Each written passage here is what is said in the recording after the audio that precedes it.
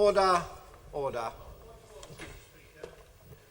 Yesterday in column 1394, when the question was raised about the Prime Minister's remarks regarding my right honourable friend and the phrase used, crypto-communist, you said that when this was raised later in the House, that you said, allow me to reflect upon the matter to see what could be done.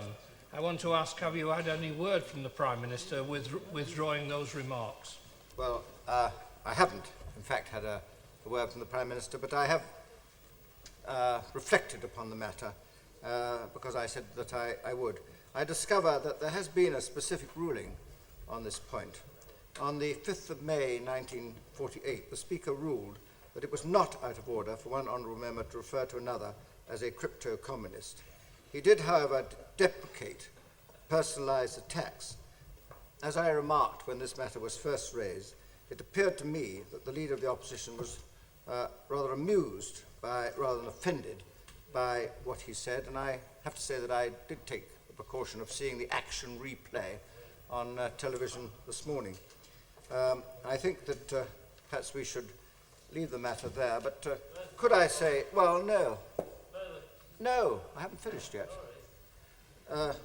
I do deprecate personal aspersions against members of this House. Perhaps I could quote for the benefit of the House and I think for the future.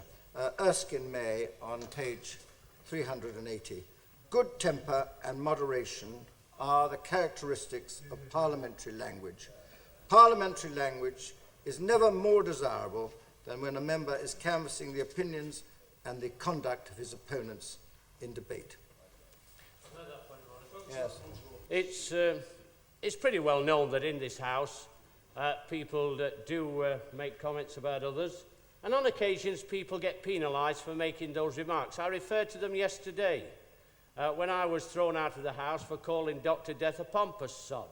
It seems to me that the rules are changed according to whoever's making the remarks. For instance, what would your reaction be? Order. If I called Order. a crypto-fascist?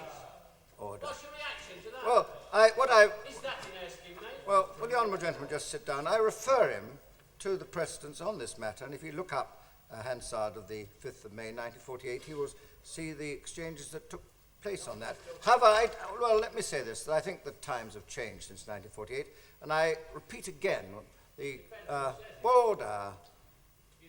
Order!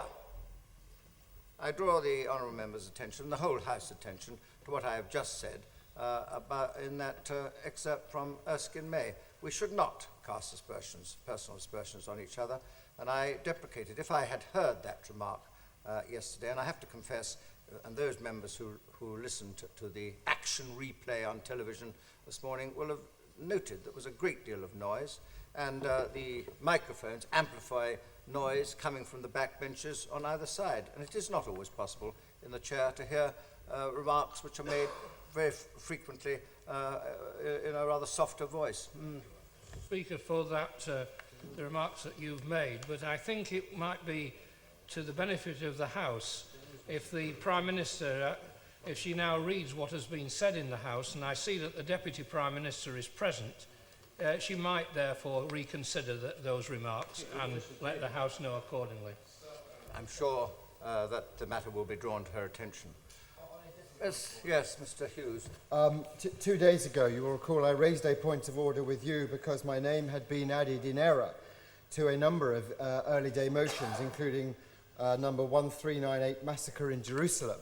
Some of the remarks I made at that time about the naivety or indeed the anti-Semitic nature of the contents of that motion could have been taken to have been a personal remark about the member for Aberdeen North who shares my name. I'd like to make it clear to you, Mr. Speaker, and to the House, that was not my intention, nor is it my view, and of course I withdraw it as far as he's concerned. That's in the best traditions of the House, and I thank the honourable member. Now, we better move on. We come to the